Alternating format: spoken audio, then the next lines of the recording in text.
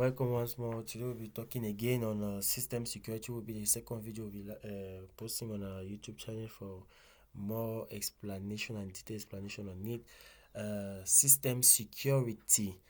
We'll be talking on system security this time around and not programming power. And under system security, we'll be talking on state and machine. Our objective is what is a state and transition, explaining and elaborating invariant principles, types of invariant, and understanding partial correction and terminations.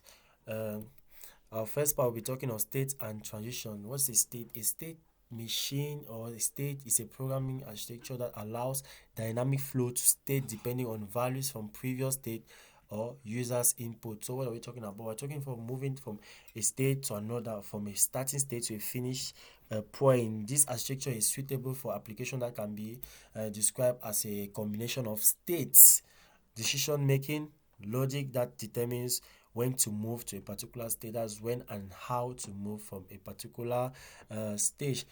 A particular state, I beg your pardon, and we'll be talking on what is a transition. A transition is a kind of form, the medium of which you can live from one state to another.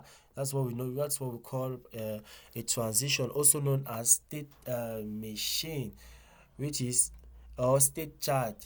It's an illustration of state that it's an illustration of a state an object can attain, as well as the transition between those states in context states determines a stage in evolution or behavior of an object, and this can be represented by an arrow leading from a stage A to a stage B. Will be seen on the diagram below. On our next video, I beg your pardon for a detailed explanation. And an example we can use here as on talking about a state and a transition, we can be talking of an ATM machine. An ATM machine, the initial state is ready to take in the card for the process you want to do to carry out the withdrawal, and which is triggered by the action of the consumer's middle state is including of verifying the balance, and the final stage, which is a successfully execute of the end session, which states that your execution and the purpose of you coming to an ATM machine has been completely successful. And we move to explaining and elaborating invariant principle. We start by what is an invariant. An invariant is a value or condition that is expected to be constant during the execution of process. That's an invariant is unchangeable, unshakable. It is useful in testing the results of algorithm integrity of computer programs. What are the principles of invariant are as follows. Variables do not change, which is constant over the entire repeating. Anything that do not change during a repeating state is known as an invariant. That is, no matter the change in state, no matter the transition, an invariant remains unchanged. An invariant means it does not vary or change does not vary. We may say from 1, 2, 3, or the way you defined it above. Simple knowledge of invariance and its knowledge can be led to drastic reduction in solution space, and evidence will transform the nearly impossible brute force solution to a single line. That's trying to reduce the state, reduce the action into a smaller one using the invariances. The main problem is to determine whether the problem has an invariant hidden beneath, and then finally identify it. Once it is identified, we can easily solve the problem easily, because as like we said, an invariant is a constant state in a transition. We also talk of basic examples and application. Like I said earlier, imagine Alice writing a series of numbers from 1 to 6, and Bob is asked to erase two numbers from the blackboard. This will indirectly say he's erasing two numbers and inputting the sum of the two numbers he reduced. This is a clear definition of what we're saying. We are trying to reduce from a bulky state to a simple line.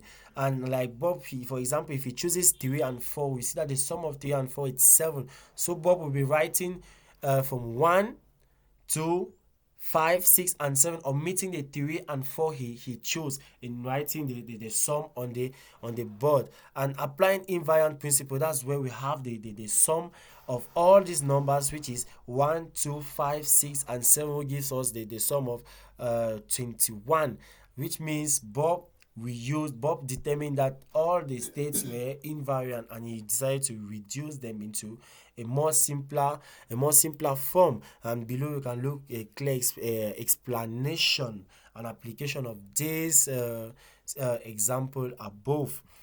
Moving to second to the last part, which is the types of invariant. We have what we call the monovariant. We have the class variant. We start with the class variant. It can also be known as a type variant. This is an invariant used for constraining objects of a class. Method of class should preserve the invariant. The class invariant constrain the state stored in the project. That's, you are conserving exactly what is found in the invariant without changing states. We also have the monovariant. A monovariant is very similar to an invariant, but instead of remaining unchanged under transitions, monovariant either increase or decreases under transition. That's, the state of the invariant is either increase at different stages or at different transitions. Below can find the way it can be transformed or can be changed from one state to another. We'll come to the final part of our lesson, which is understanding partial correction and termination.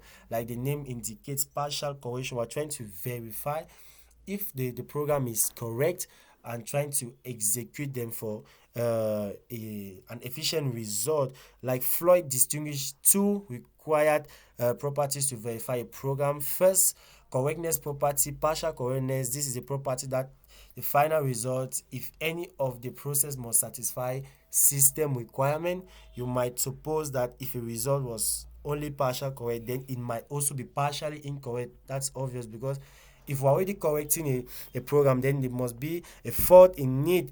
But that is not what Floyd meant. The word partial comes from viewing a process that might not terminate as completing a partial relation. Partial correctness means that when there is a result, it is correct, but the process might not always produce a result, perhaps because it gets stuck in a loop. When it gets stuck in a loop, that means the partial correction wasn't correctly performed. And here comes the second part, which is the second correctness property, which is the termination. In that process does always produce some final values, and partial correctness can commonly be proved using the invariant principle. Termination can commonly be proved using well ordering principle, that's well classifying principles, and correctness. Welcome. Thank you for watching our video, and we hope to see you next time. Please don't forget to like, share, and subscribe.